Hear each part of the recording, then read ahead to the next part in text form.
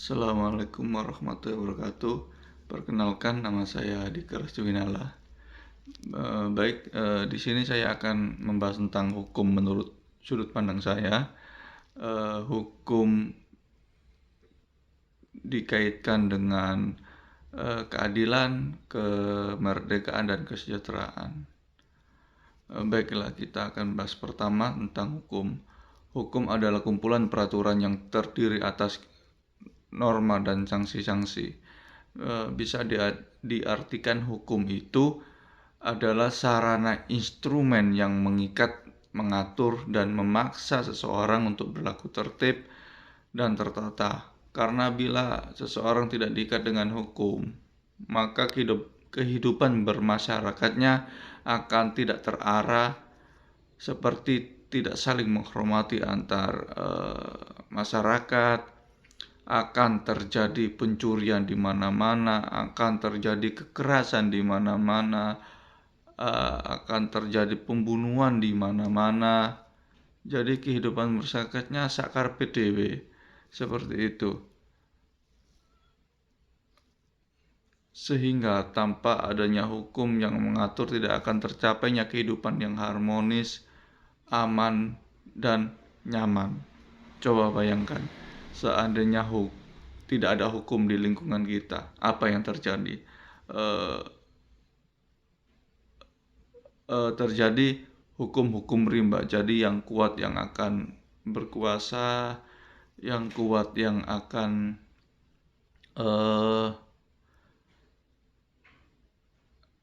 bertahan, dan yang gila yang akan menjadi penguasa bisa juga kan, karena tidak ada hukum yang mengikat. Jadi masyarakat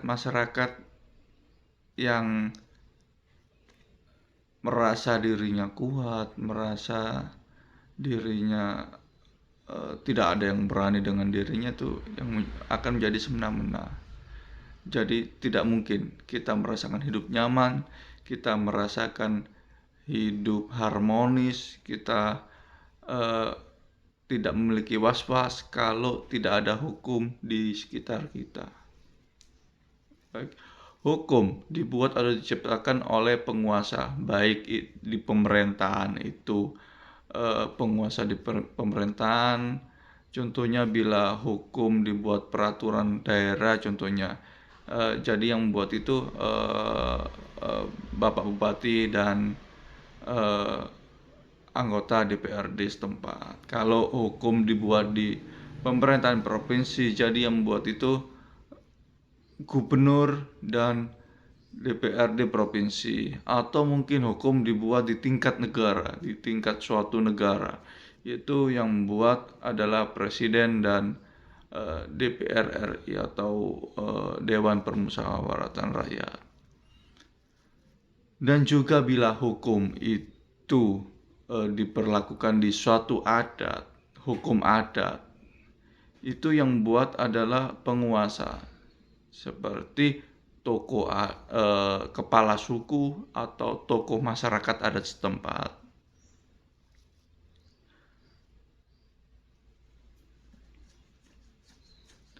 Dan hukum itu bersifat wajib untuk dijalankan, dipatuhi oleh semua elemen masyarakat, karena di situ bersifat keharusan. Bila mana masyarakat tidak mau patuh dengan hukum yang sudah dibuat oleh penguasa, maka masyarakat akan dikenakan sanksi-sanksi yang sudah ditentukan oleh hukum tersebut.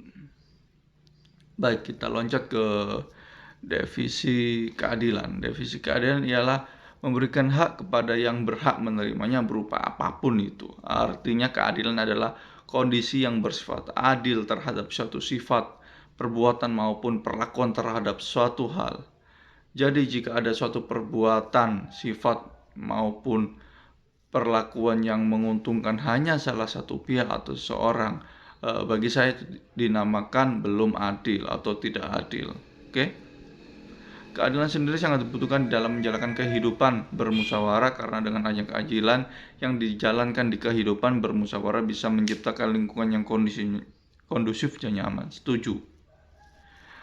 Kemerdekaan menurut pandangan saya ialah suatu masa di mana kita bisa mengekspresikan diri tanpa adanya paksaan atau intimidasi dan juga tekanan, dan juga kita bisa berkreasi dan berprestasi untuk mencapai suatu tujuan yang kita inginkan tanpa adanya batasan-batasan apapun. Sedangkan arti kemerdekaan berbangsa ialah dapat dimaknai suatu negara yang sudah bisa menjalankan pemerintahnya sendiri dan memiliki kedaulatan atas wilayahnya tanpa didikte dari suku atau negara yang lain. Oke.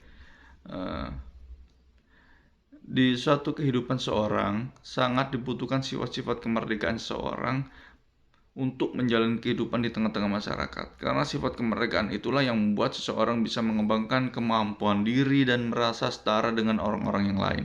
Sifat kemerdekaan salah satunya sudah tidak dipandang suku, ras, dan agama, jadi semua sama di mata hukum dan masyarakat. Jadi kalau ingin suatu wilayah itu maju, kalau ingin suatu bangsa itu maju, yang utama adalah warga negaranya harus memiliki rasa kemerdekaan tanpa adanya budak, tanpa adanya membedakan suku, ras, dan agama. Kita bersatu padu untuk menciptakan kemajuan di negara tersebut. Oke. Baik, untuk yang terakhir, definisi kesejahteraan adalah kondisi terpenuhinya kebutuhan material, spiritual, dan sosial warga negara agar dapat hidup layak dan mampu mengembangkan diri sehingga dapat melaksanakan fungsi sosialnya. Jadi artinya kesejahteraan menurut pandangan saya yaitu segala kebutuhan seorang terpenuhi sehingga dapat menjalankan kehidupan dengan baik di tengah-tengah masyarakat. Jadi kesejahteraan di tengah-tengah masyarakat itu sangat penting, karena dengan kesejahteraanlah kita bisa hidup berdampingan dengan masyarakat yang baik, kita bisa saling menghormati, kita bisa saling memberikan rasa aman. Bayangkan saja kalau ada tetangga kita yang hidupnya kurang sejahtera, apa yang mereka lakukan? Pasti ke arah kriminal, pasti ke arah diskriminasi ke kita, hal-hal negatif yang akan dibuat merugikan masyarakat sekitar, itu pasti. Jadi kaitan hukum dengan keadilan, kemerdekaan, dan kesejahteraan itu mempunyai hubungan yang sangat berkaitan satu sama lain dan saling menopang, sehingga bisa menciptakan tatanan suatu negara yang sangat baik atau suatu lingkungan yang sangat baik. Hukum harus bersifat adil di semua masyarakat agar tidak ada masyarakat yang merasa dirugikan, dan jika hukum bersifat adil di tengah masyarakat tersebut, akan kehidupan berjalan dengan baik. Kaitan hukum dengan kemerdekaan yaitu agar setiap warga tidak semena-mena karena sifat kemerdekaannya di setiap individu seorang, maka harus dipaksa untuk menjalankan hukum di sekitarnya.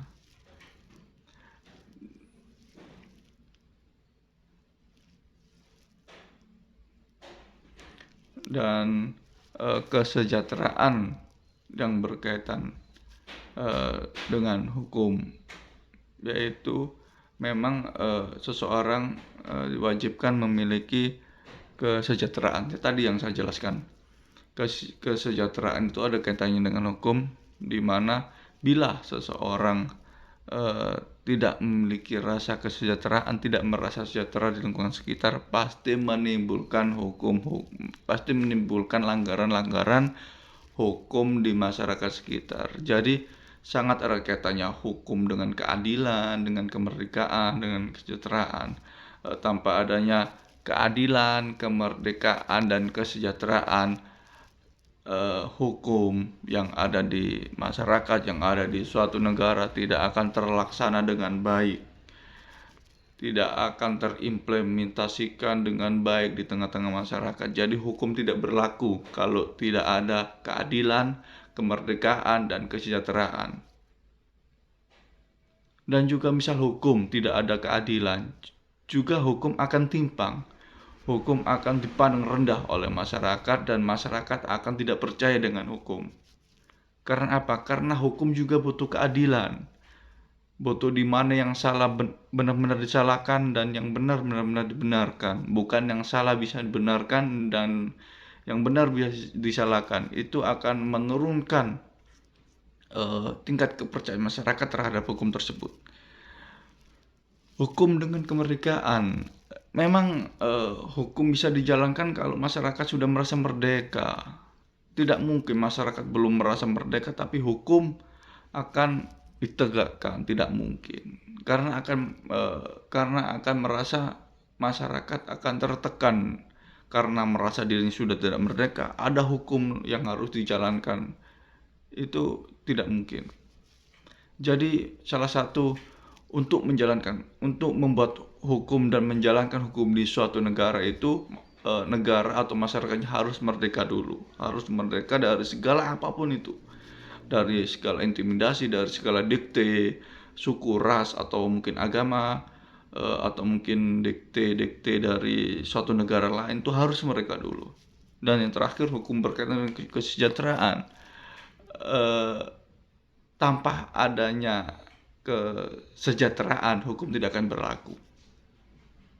Baik, jadi hukum itu dibuat untuk kesejahteraan masyarakat. Hukum ada untuk membuat rasa aman masyarakat. Jadi masyarakat tidak mungkin mendapatkan kesejahteraan hidup, kesejahteraan lingkungan kalau tidak ada hukum, tidak mungkin. Karena yang mengatur, yang membuat masyarakat sejahtera itu adalah hukum. Sekian sudut pandang saya, mungkin banyak salahnya, mungkin banyak kekurangannya. Saya mohon maaf yang sebenar-benarnya. Terima kasih. Saya akhiri. Wassalamualaikum warahmatullahi wabarakatuh.